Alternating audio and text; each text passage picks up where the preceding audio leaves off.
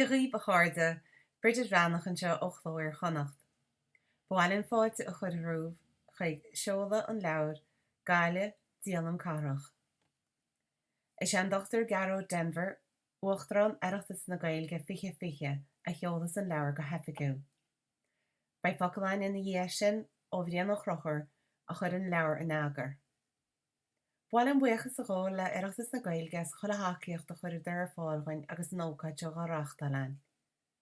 Agus ar muochas libse freisin a cháirde as a bheith inar dáanta go nócáid ar lína seo. Tásúil an gomáine se tanna bheas. Iber fad a winter in Oireachtas agus fáilte rúd ag seola an leabhar se le bríon nach crochúir Gaile Díonam Carach. Seiste chanáte bhfuil muid beidir acha cuine mu dearan sin bhfuil muid an anna dhéanam. Níl dáte be faoi ach go bhí Gaile an chathead is Gaelaí ní bháin éireann ach sa dán mór ar fad. Ar an ábhar sin is cuiithúil mar tá leabhar seo a cheola más go fíorúil héine ag Oireachtas na Gaeilge an Gaile in bliain chineach seo ar díarna fiche fiche. An chaithir chéanna ar a Oireachtas mór a hána ainte. Oireachtas Comóra an chéad an 1996 agus Oireachtas 1930 restal cuidhá mór go luochra bunaiche ar díre agus a bhfuil pector icóineach fós ar marthain go riorhá acu ar é hallam na carachan seo sa gaithir mar chuimire bhuan ar an ócáid. Ceiliúra ar i gaithir atá sa leabhar seo agus trachúil go maith clúdaon ráha an neagarthóra bríon nach crochúir cuidhá gon séimh se úd ón 1930 an nuas go dtí ábhar ar le héin. Mar déir an teagarthóir a héin in a réimhrach cuimseach, Haar chaithir beheile néirin de se beidir is sí Gaile a chohíonn scríbneir na Gaeilge agus a dhríos an tíad. Is minic Gaile mar chóilre go scéalta agus go háanta agus scríbneir í tarint ar stair agus ar Oireacht na Carach. Feici muid sa díalam seo lidán na luoch litere an nuas ó aimtir na headóchanna a rugú an Gaile nó sin a seáil sa gaithir agus a háann ar an taithí sin síl ina saoir litere. Bu é páric, Jean Páric ó Cúnaire a heid na headóchanna litere ar ála go leor. Agus ina hananta sin mar chonraí ó dílis bhí sé láthir ag Oireachtas mór na Gaillimhe an 1930. Gá réir sin, is deas mar a chuireann sleocht ícóineach as a úsceal ceann ródaach deoraíocht a feilte van 1910 ceann ar ráha an neagarthóra. An rairc sin sa scéal a chuireann síos ar a chuairt uigneach, chothíoch, lán brise crí ar chaithir na Gaillimhe a chaithir hóchais, agus é ina ag síalta circus atá imimeá aine níháine ar héin a thir na daoine. Leanan sa leabhar ina dhéisin gearcéalta agus sleachta as úscealta le cuide go na scríbneoirí is mó le rá sa Gaeilge. Cuideach go na máistearí sean mhainithe seanna hananta, Martin O'Kane ránaíomh a dhearcéal a mhórscéal go deimhin máisteúil an bóthar go dtíon geanchaithir, Thomas Burrell, Donald Macaulay, Páric Ó Cúnaire, agus údar an úscéal Gaillimhe beidir par excellence lig sin a gathú le Brendan a heithir bestseller a bhí an amach. Gradam nar hafa mór an leabhar Gaeilge roimhe ná ina dhéamaine. Tá Gaile be ógúnaí ar feann nó go dtíobhann ar réomhar a baclainne riar chuntasach go phríomh scríbneoirí na Gaeilge san aimsir se, agus suíthar réirlehob sa leabhar. Tá sleocht fuintes na teann as úsceal ceannródaach thar a bheith dearscríbhta garach í scola na Cóirí ina bheice muid an phríomhfersa Joe tá san Institiúid úd an ar an tódar agus an teagarthóir agus go deimhin an mac seo seáil thar síl, Ollscoil na Gaillimhe. Tá sleocht as an litir an chéad úsceal go theológ stairiúil thar a bheith spéisiúil le Liam Macaulay se freisin, maile le sleocht as mór úsceal na Gaillimhe a scríb Páric ó Ciomháin ré an Charbaid. Páric fear a dágu dúthaí daomhneach le áras a cheapa ó héin le sleocht Gaillimhe i gcathair na drámh. Tá dhá iontráir éagsúla sa díalam le Micheál Ó Conaille, an gearcéal splódrach targanmhach iarnúiseach sin an fear a phléasc, agus sleocht as an géad úsceal éireach sa Gaeilge na féidir. Cha Michael tréf se visúil san alscail in aile, agus chuir sé tús lena híthar raisiúil huntasach le lína tréfse sin. Ágáh choláisteó bhna sé chló ar chonacht, feití háirí an leabhse, meile le riorhór leabhar eile go deimhin, agus éslitsiochta agus éisléon na Gaeilge go mór faoin na chomainn á bhar. Chuireach líon agus réimse saothar na bhilí sa dialamh, iontas agus ás san am céanart, ilchinála, a airsinne agus a bhisiúlas atá. Tá na seanlacha fadán a mehéasúleo bhhar de chin agus tú cuimriúir thugra go chéáte hála go rugú an gáile iad nó go chaise tréfse huntasacha síl san gealchair. Martin O'Dira, Michael McLeamoid, Sean O'Lochain, Rita Kelly, Louise Boyer.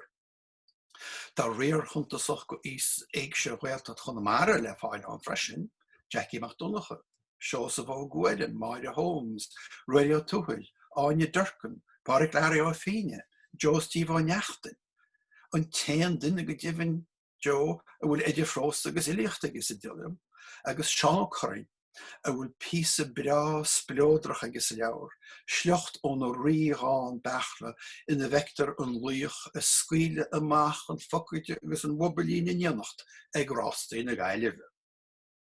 Tá grúpa fillite eile fósán nach sálacht in na beidir le Gaile a dug siad cuairt ar gathir, agus daibre an chathir i tionchorab i meala éagsúla cait siad ní chléirichin, nó líam muisiile a ránléomh a thárán an cuasa buan a cheúir an strasnaí leáin na cuidibe maidin luan lua agus mádarí an bhile a mo faoi ail tar éis ráncás na híhir a bheith.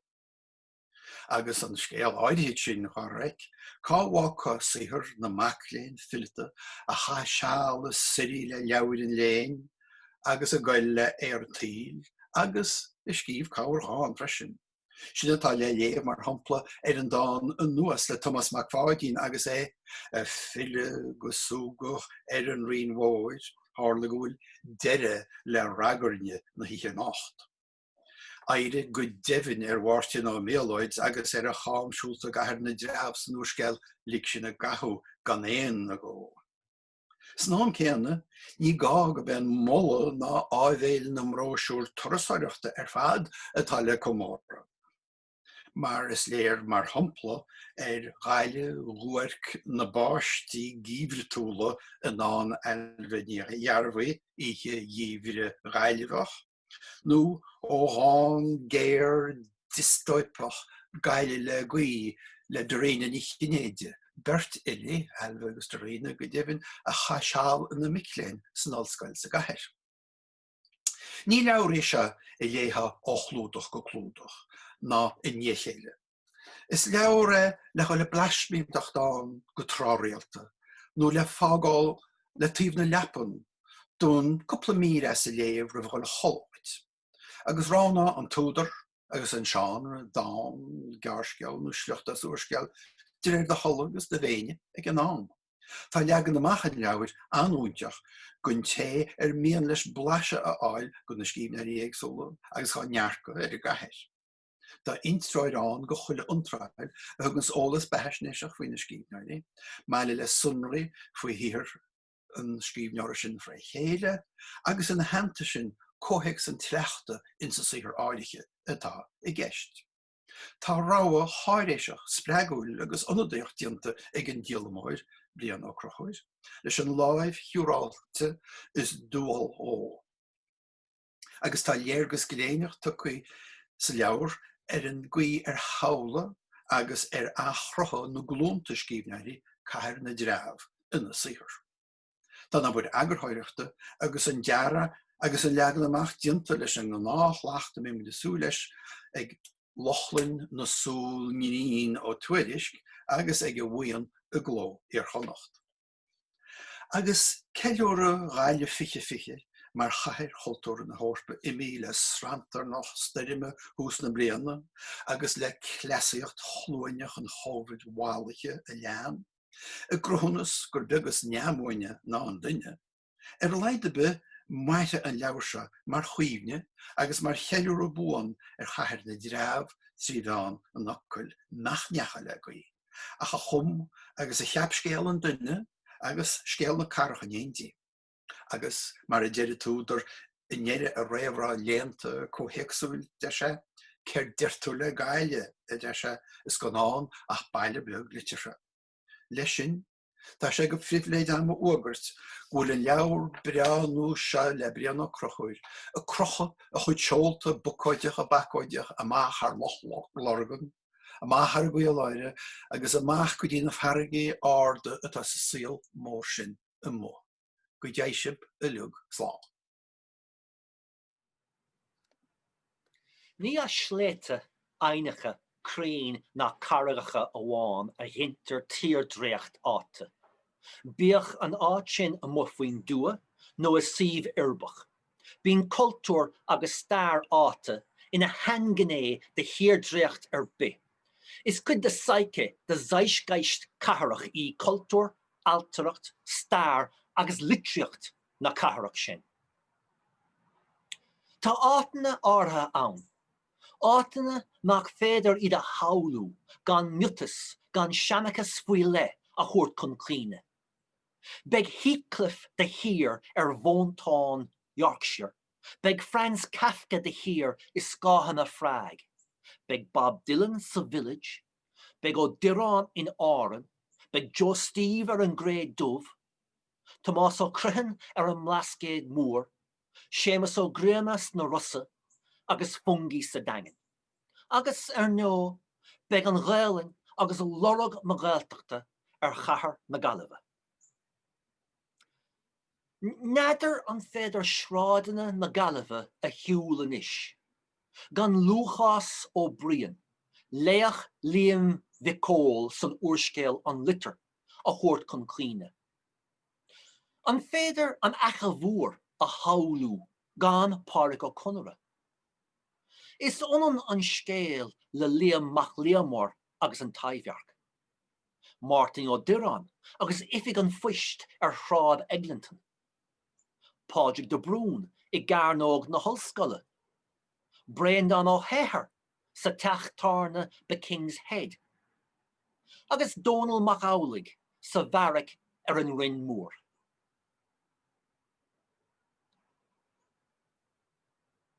Le ling na hafiocha na Gaelinge, curach cahar na Gaillimhe chun cín, mar the Mecca of the East, be Gaelgóirí chuige láin agus de Gaelgóirí na Hard Caharach. Agus ireachtas na Gaelge sa chahar seo sa bhliain 9 agus a 13. Dógur dúglas de híde mar chud dá órá, gur chahar I cahar na Gaillimhe. That brings us, as no other city can, into touch with the history and language of our native land. Le bunú an Teirstad, hánig bora faoin Gaeilge, sa chahar seo, agus bhíothas a caint ar Gaillimh mar phríomh chahar na Gaeltachta. Féachach le hinstitiúdí áirithe caharach a Gaelú, féachach le cín eile a bhunú as sa nua, mar a chruthigh dara fólan ina chuid taide siúd. Chred Ernan de Vlaid, gur raibh todhachaí na teanga a bra an Gaillimh. I regard the Gaelicization of Galway City as the thing that is going to decide whether or not the language can be preserved. I feel that if we cannot Gaelicize one town, and there is no town certainly so suitable as Galway, there is little hope of preserving the language. Is cahar I an Gaillimh a bhfuil an Ghaeling bheo le clostal inti. Cluster I nuair a hagan pobl Connemara a níor don tupadóracht. Cluster I nuair a bhí an Locht Ulscoile agus Loch Chláiste a fánaíocht agus a bochantíocht ar fud na carach. Cluster I á stelle ar na shráidne nuair a hagan muinter Connemara a níor don na Rásaí, the Cheachtain na Nálín, the Grámaí sa Taibhearc agus go dainn san don Oireachtas hain. Har éin chahar eile, fector agus later an Ghaeling ar fud na carach seo, go háirithe ó bunaíoch Gaillimh le Gaeilge sa bhliain 1987.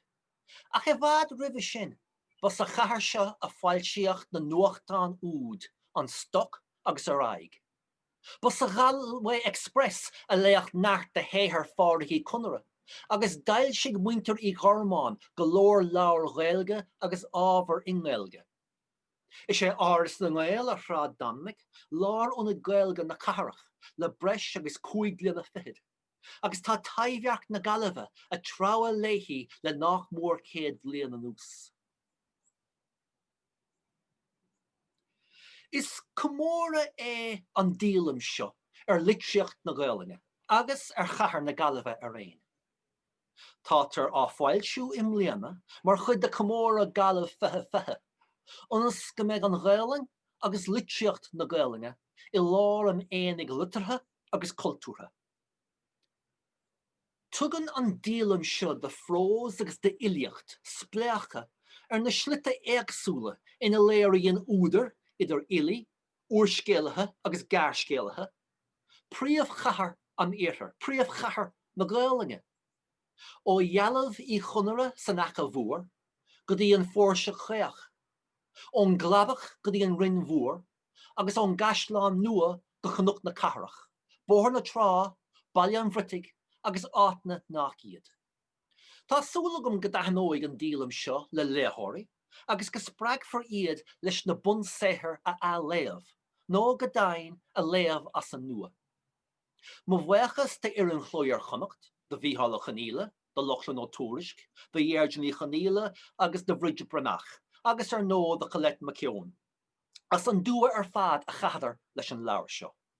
Tá an féchomín leis don aliantóir J.P. Rooney as cead a thuirtom a fictúr glóta a úsáid mar íomhád an chlúdach. A charda I bhd agéin go muna sibh tainmh as an leabhar seo agus sult as ireachtas na bliana seo, agus go dtugad díos sláán sibh fad go dtí an bhliain seo chuain, nuair a bheith an tarachtas arás I go lárna, sam arás sa riocht, agus an saol mór arás ar a seanna léim a ríist. Go raibh míle maithagaibh agus go dé sibh sláán.